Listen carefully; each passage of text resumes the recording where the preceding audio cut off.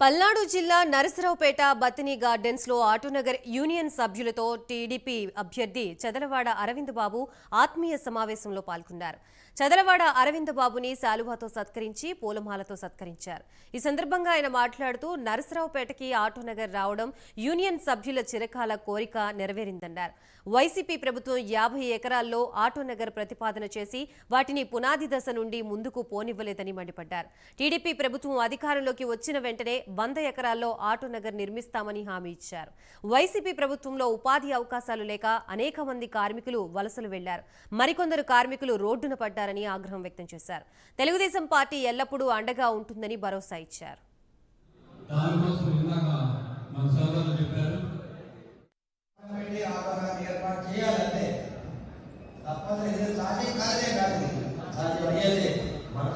ఎందుకంటే నువ్వు ఒక 2.5 ఎకరాల్లో రిలేటెడ్ చేసి ఎమ్మెల్యే కోఆపరేటివ్ శ్రీనివాస్ రెడ్డి నాకు గవర్నమెంట్ భూమి దాదాపు 50 ఎకరాలు ఉంది. అర్థం చేస్తున్నారా? ఆయన సొంత పని కాబట్టి 2.5 ఎకరాలు రిలేటెడ్ చేశాడు. ఆ రిలేటెడ్ చేసిన దాంట్లో గవర్నమెంట్ భూమి 50 ఎకరాలు ఉంది. దాని ఆధారాలు బయట పెట్టారు, సర్వే నెంబర్లు బయట పెట్టాము, కోర్టులో వేశాము.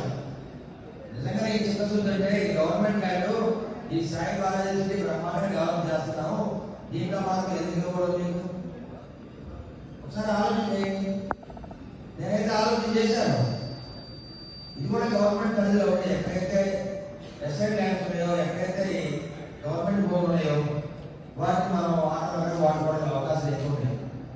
అదొక్కటే కాదు, ఇంకా కొన్ని రోజులు 100 ఎకరాలు అది ప్రభుత్వం దృష్టి తీసుకెళ్ళే మనం ఆల్రెడీ ప్రిపేర్ చేసాం. ఒక ఏజెండా ప్రిపేర్ చేసింది. ఎందుకంటే తప్పనిసరిగా వచ్చే గవర్నమెంట్ తెలుగుదేశం పార్టీ కాబట్టి మేమైతే మాట ఇస్తే ప్రాణం పోయినా కానీ మాట నిలబెట్టుకుంటాం.